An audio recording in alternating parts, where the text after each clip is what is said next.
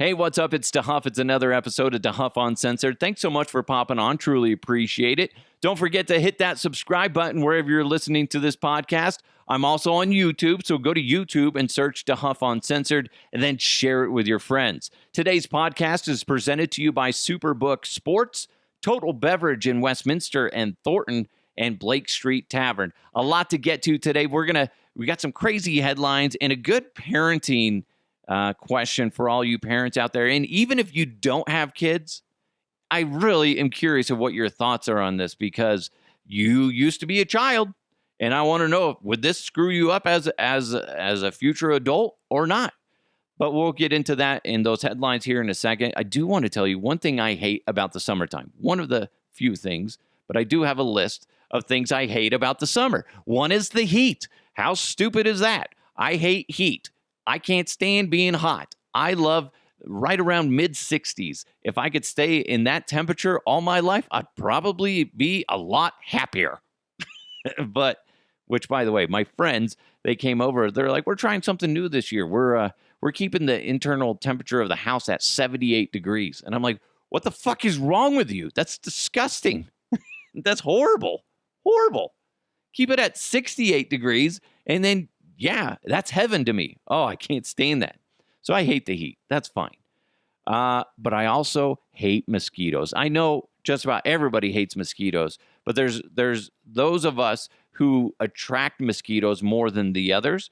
I'm one of those people. I attract mosquitoes. I was outside for 5 minutes setting up some chairs or whatever in our backyard so the kids could have like a movie night outside. Really cool experience for the kids. They loved it. But here's the problem. I come inside and I'm like, oh my God. And my body just starts to just like be so irritated because of the itching. I was outside for 5 minutes-ish. I have 13 mosquito bites that I know of on my body. 13 in 5 minutes. My wife has one. One. And it just drives me nuts. I did, though, because it's been bugging the crap. We did this on Saturday. Yeah, it was Saturday. So yesterday I'm like, I can't stand it. It's putting me in a bad mood. Just like I'm so itchy. It's just complete torture for me. I'm looking up remedies that you can do because like the medicine, the anti-itch cream doesn't really work that well. So somebody figured this out. I never knew this. Maybe you already did. But if you have really bad mosquito bites and they're itching, get a ice pack, put it on your mosquito bites, and as long as you can stand it, leave it on there, and then alternate to the other mosquito bites. Guess what happens? It like numbs up the mosquito bites and reduces the swelling and helps it go away quicker. It's freaking a game changer for me. Maybe you already knew that. I had no clue. And it works, and I'm very excited. But I still hate mosquitoes. But it's just like, Jesus, man, mosquitoes I fucking can't stand them. Can't stand them. Little shits. I think it was Hawaii doesn't really have that many mosquitoes, if any at all, because they have all those little geckos that like eat them. We need to introduce geckos to Colorado. Sure, they won't survive the summer, or excuse me, the winter, but that's not my problem. Just get new ones. PETA's like, oh, you can't do that. That's murder. Like, but they're killing mosquitoes in the summertime. Shit, bitch. This weekend was Father's Day, and one thing that I had a good time. My family did a good job. We went and saw the new Doctor Strange movie in theaters, although in like a couple days it's going to be out on Disney Plus. But I'm glad I saw it in theaters because it is pretty cool looking in the theaters. But a lot scarier than I thought it would be. There's a couple times where we all jumped like, oh, shit. Did not expect that to happen. But I noticed that on Father's Day, like I'll send a few texts out to individuals. Hey, Andrew, happy Father's Day to like my brother-in-law and stuff like that. But then I noticed there was a couple people that like to do mass text messages. So it's me, like say, for example, me sending a text message to 10 people and saying, hey, happy Father's Day, everybody. While I appreciate the effort of saying happy Father's Day, it is kind of annoying and lazy to do a mass text. It means a lot more if you send like, hey, happy Father's Day, Scott. Be like, oh, that's nice of them. It's an individual text. I just think it's something to keep in mind for the future holidays like Christmas, Thanksgiving, and stuff. Don't send a mass text. It means a lot less to people. It means something. At least you're remembering to put them on there. But shit, man, don't just do an individual text. It's 10 text messages or whatever. It's probably even less than that. Come on, don't be a dick. Again, thanks for the text, but put a little bit more effort in there. The person that did that does not listen to this podcast. And I appreciate she did it, but it was kind of funny. And if I told her that, she might get offended. So don't fucking rat me out, anybody. I'm not going to say her name, but just think about it for a second. Does it mean more if you get a mass text or if somebody sends you an individual and be like, oh, that's really fucking nice of that person? They're not an asshole. All right, let's jump into some headlines. Tors Reynolds is a 35-year-old woman. She's really into tattoos and body modification, okay? She calls herself an addict. But what happened was she broke up with her boyfriend. What's the problem with that? Well, she had a tattoo of his name somewhere on her body. So she's like, you know what?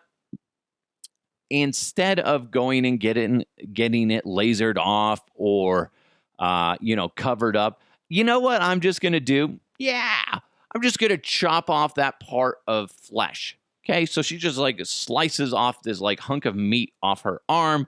And then to top it all off, she's like, you know what? Let's just send it to him. She sends the hunk of meat to her ex-boyfriend. A little fucked up, don't you think? Man, how would you feel to be that ex and get that in the mail? Be like, oh, we got a package from Carol. What is this? And then open it up. What the fuck? How does that make it through the mail?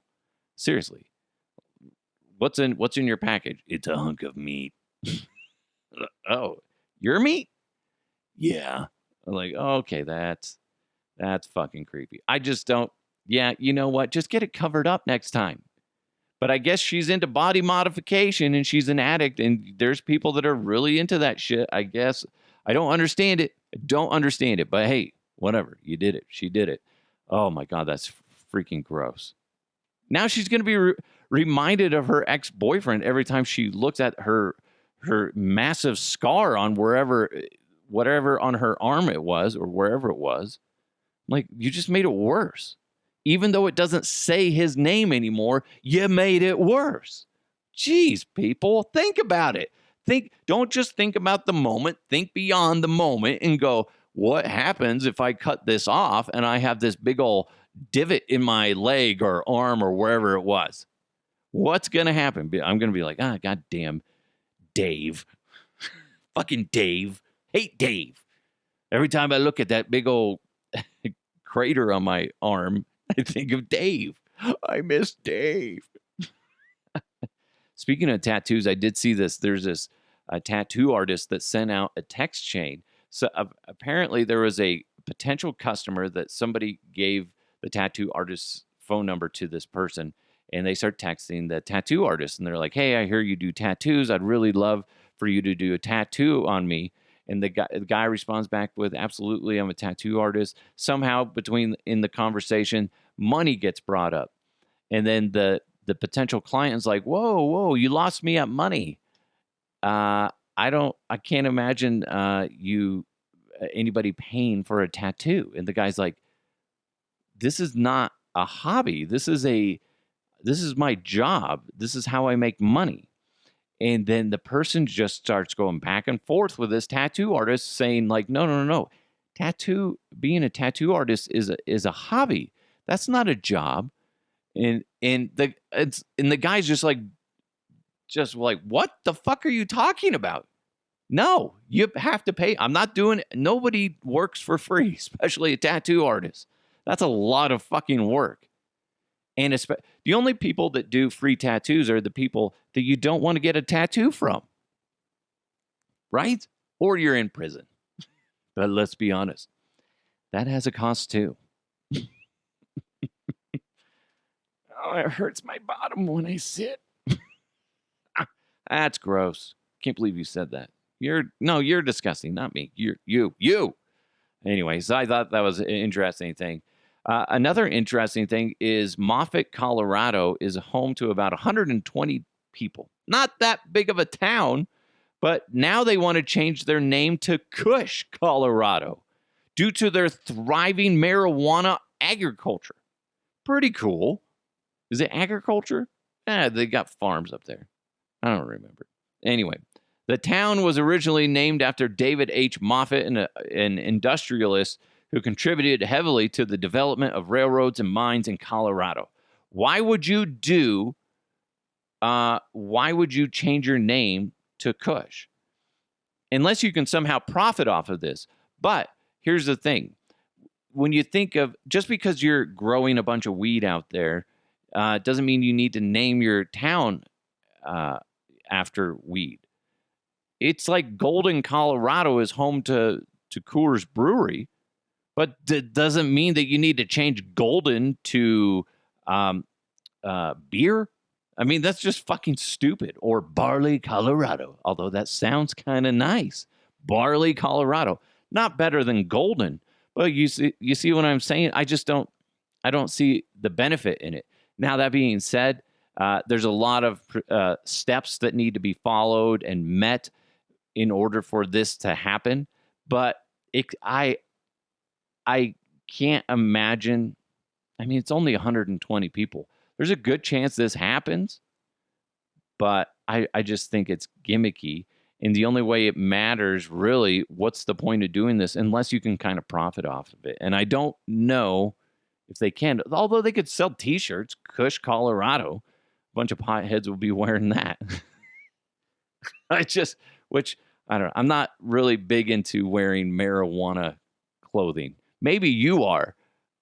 Maybe I haven't seen the right ones, but I just think that'd be a weird thing to do.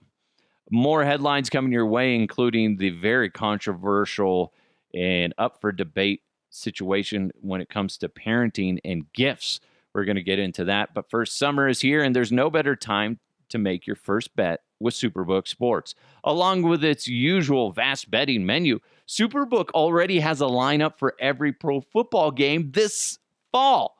Pretty awesome. Plus, when you make your first deposit on the Superbook app or sign up at superbook.com, they're going to match 100% of your money up to $500. So basically, if you put down a $500 bet, they're just going to make it $1,000. How fucking awesome is that? It's never too early to start thinking about football at Superbook Sports. So place your bet and start winning today. Visit superbook.com for terms and conditions. Gambling problem? Call 1-800-522-4700. Total Beverage in Westminster and Thornton has an incredible selection of beer, wine, and spirits. But did you know they deliver? They do, and they also do curbside pickup, and they have online wine education classes as well. So stop on by 104th and Thornton or on Sheridan in Westminster and see for yourself. Or you can always find weekly deals, events, or even drink recipes online at TotalBev.com. Again, TotalBev.com. Total Beverage, everything you need and more. Are you a Coke person or a Pepsi person? Not cocaine, but Coca-Cola person or Pepsi. I'm a Pepsi person. Now, keep in mind, I lean towards Pepsi because back in the day, my dad used to work for PepsiCo, and they were very kind to our family after my dad passed away. So that's why I lean towards Pepsi, and I think over the time, just my taste buds favor Pepsi. They do. Andy Curry drank 30 cans a day of Pepsi for the past 20 years. 30 cans a day of Pepsi. That's not good. That's not good for you. In 20 years, he's consumed an estimated 17,636 pounds of sugar just in Pepsi. Keep in mind, he could eat, candy or anything else, and it's just adding to that total. That's disgusting. So he realized it was a problem. His weight was getting really bad, and his doctors was like, you're at an extreme risk for diabetes. Diabetes. Diabetes. So he did a hypnotherapy session, and then he finally broke through it, and now he doesn't drink soda anymore. I believe, as I read this article, he's been off soda now for a month. He never drank, in those 20 years, he allegedly never drank water, which is disgusting. And I find that hard to believe, but that's what he's claiming. But now, after 2 weeks of exchanging soda for water, he's lost 14 pounds just because of that, just because of the amount of sugar that has been subtracted from his diet. So now his skin looks better. His risk of diabetes has plummeted. So good for him. But that's disgusting. So he was like 21 years old, and he's just like, you know what? Fuck it, man. I'm going to start drinking soda every day. I just can't imagine. I don't like, listen, I'll drink soda every now and then, but it always makes me feel so dehydrated after I drink it. So I try to avoid drinking soda.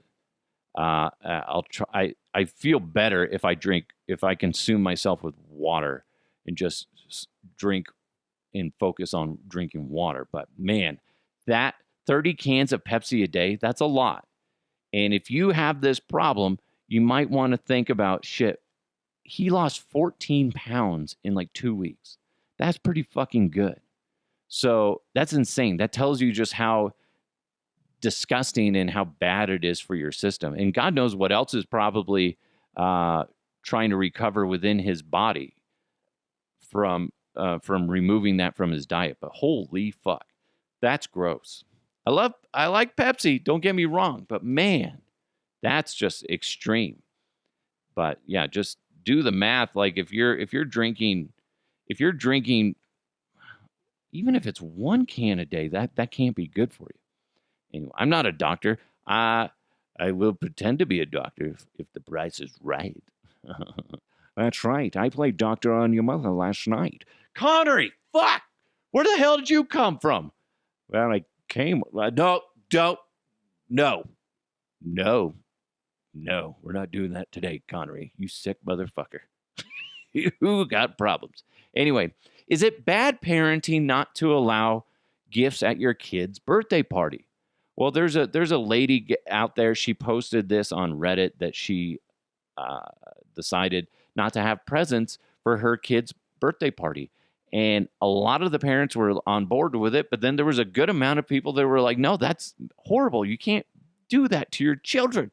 Think about the children. I think it's good for your kids to not always get presents, because there are times where they just always expect, well, I can't wait to see what gift I get. So-and-so, every time so-and-so comes over, they always give me gifts. Can't wait for them to come over again. It's not because you enjoy their company. No. I just want gifts. Okay. So that's where I think it's one of those things we kind of fall into it. Like do you really need more gifts? I'm doing my podcast down here in the basement, and I look at so many toys down here that my kids don't fucking play with. And they haven't played with them in months, if not years. But if I go to say, hey, let's go donate some toys, they're going to be like, no, I don't want to. I play with it. And then they'll play with it for like a day just to try to prove me wrong. I don't think it's a big deal. If you do give presents allow presents at your kid's birthday party, what you should do is like, okay, for every present you get, you got to donate at least one toy, so it's either 1 for 1 or maybe 1 for 2. So you donate 2 toys for every new toy you get. I don't know. It's just, I feel like you get this, as a parent, you get a shit ton of toys, and eventually they just stop playing with them. And then what you're left with is just a lot of space taken up. And I just don't, and what's the point? They don't even appreciate what they got. And it's just wasteful. It's just wasteful. One, it's financially wasteful for the parents who are buying the gifts or whoever is buying the gifts. And then 2, it's just like, it's waste of materials. You're not even fucking doing anything with it. You're not playing with it. And then it's a waste of space. It's like, why? And then I think it's just triggering these kids to be like, well, I expect to always be granted presents. It's my birthday. Give me presents. Like, no, that's not, no. Nope. I would be fine if we invited a family over for somebody's birthday. If they just gave a card, I'd be fine with that. That's fine. It's more meaningful, I guess. I don't know. I just don't think it's that big of a deal. Let me know if you disagree or if you have a perspective on this. Let me know. DeHuffUncensored@gmail.com. Just like Jared did, sending me in that story about the Torres Reynolds slicing off a chunk of her skin and sending it back to her boyfriend. What the fuck, man? So thanks, Jared, for sending that in and participating with the DeHuff Uncensored podcast. Thank you guys also so much for listening. Truly appreciate it. Make sure you hit that subscribe button wherever you're listening. If you're able to, share it with your friends. I know I just saw Andrew on Twitter was sharing some of the episodes on his account. I think it was Andrew. I should have wrote it down. But I do appreciate when you guys do that. Also, if you're able, go ahead and give it a nice review wherever you're listening to the podcast. Thanks so much to Superbook Sports. Check them out at superbook.com. Blake Street Tavern, go to 23rd and Blake in downtown Denver and see what all the hype is about, because Blake Street Tavern is the place to go if you want to watch games or just relax, have a good drink and great food. That's the place to go. 23rd and Blake in downtown Denver, Blake Street Tavern. Also, Total Beverage. I'm going to Total Beverage here in like a week or so to load up because we're going to do a neighborhood barbecue. And that's the place to go, man. Total Beverage. They have everything I need. So go to totalbev.com and see what I'm talking about. I almost said it's Total Beverage.